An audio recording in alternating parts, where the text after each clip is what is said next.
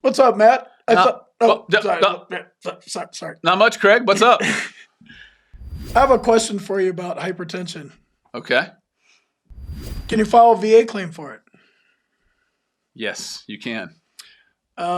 Is hypertension known as something else that, if I didn't know what it meant?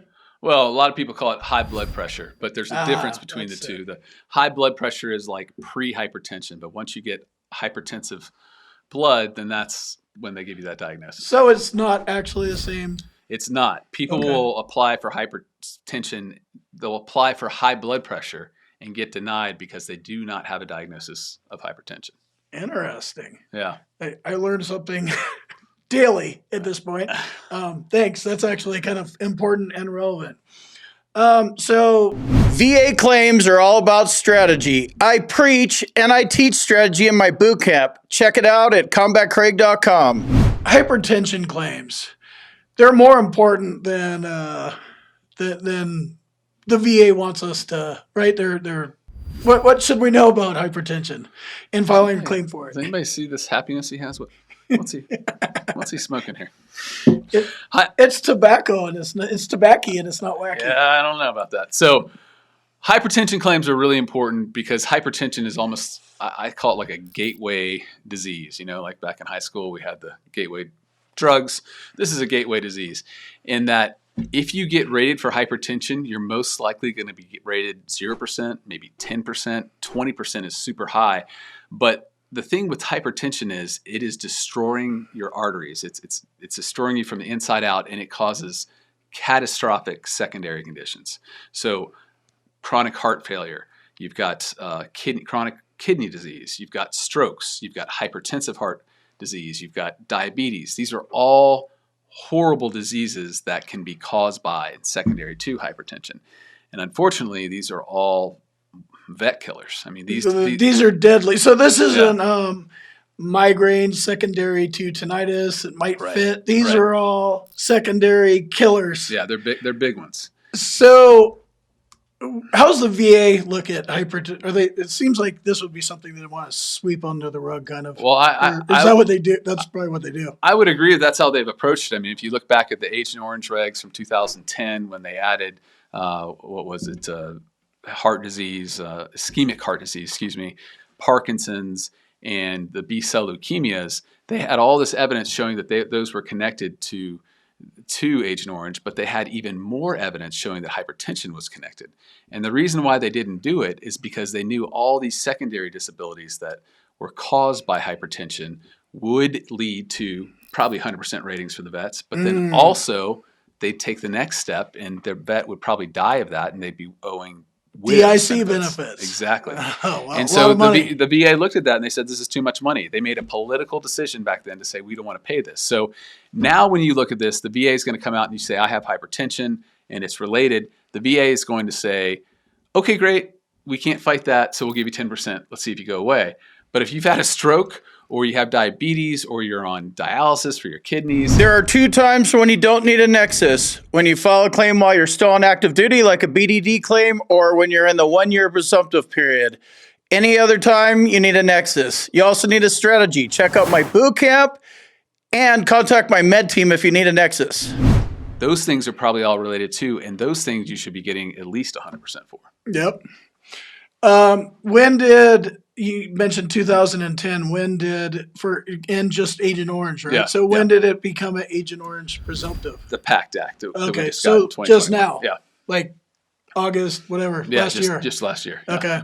Okay. Where else, other than Agent Orange, where else does it show up as a presumptive, if anywhere? It's not part of, like, does it go for veterans? Well, with the PACT Act, it shows up there, but otherwise it doesn't show. Yeah, it doesn't show up as a presumptive. But, it can be caused by anxiety. It can actually be caused by sleep apnea as well. Now we're getting back into, so that's where it is for presumptive under PACT Act. If the VA is screwing around with your back pay and your effective dates and you want to challenge it, you might want to check out the sponsor of today's video, Hill & Potten. Check them out at hillandpotten.com. accountant.com. So now we're old school again. We're old school. You have hypertension. You file it. You prove Right. it with medical evidence, nexus, Right. diagnosis. The direct service connection, sure. Or the secondary. So if you do manage to get service connection and you have these other gnarly things that are going to kill you or do kill you. That's a medical term, by the way, gnarly things. Gnarly with a G.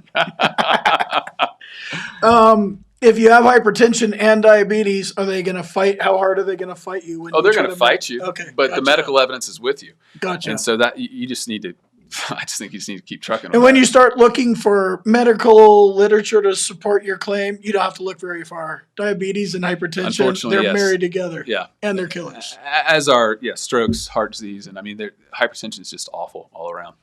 They don't advertise that very well. No, they don't, because again, that's big money. If they can get away with just giving you service connection for 10%, what is that? $150 a month? Yep. Versus, if you put in these secondary conditions, you're probably at 100, which is $3,500 a month. I mean, they just save themselves some serious money. Yep, they do it all day long. And then if you've reviewed all the medical evidence and you know you're missing something to establish service connection, like a diagnosis or a nexus, you might want to check out my med team. There's a link in the description. They can help you with your missing medical evidence. Yeah, since you kind of mentioned it, how's the DIC component actually work? So if you can show that the veteran died, his primary cause of death or a contributory cause of death was due to the service-connected disability, then the veteran can get, the veteran's spouse or widow can get benefits. So, Are you not in my boot camp yet? This is the easiest way that I know to teach you to win your VA claim. Links in the description, combatcraig.com. With hypertension, they might not say, because he had hypertension, he died, but they could say, he had a stroke and that's why he died. Well, why do you have the stroke? Do we need to get in? I have questions. I die. You die. Sounds like I need to get in and make sure the coroner's doing their job right. Well, usually by the time I see the case, we can't do that. But I'm probably not going to care a whole lot. Yeah, if you're dead. Yeah, you're probably not. Yeah. But the coroner's supposed to put primary and any contributory causes on there. Now, the VA... You said supposed to. I don't like that either. Well, anyway, it's coroners. You never know. There's no universal deal. Coroner, but even if they don't put that, it's not going to limit you on your claim. You can still prove above and beyond. If they do put it, that's pretty powerful evidence. What DIC benefits, you happen to know what those are off the top of your head? Price? It's similar to service-connected compensation, and that's a monthly benefit. It's about $1,200. We just had a pretty big increase, so it could be $1,300 a month. So that's substantial. Yeah. So if it's service-connected, they get TRICARE. So that's also substantial as well, or Champ VA, excuse me. For your spouse. Yeah. Okay. Oh, okay. So it's like being P&T, that Champ VA. Exactly. Okay. Huh. Interesting.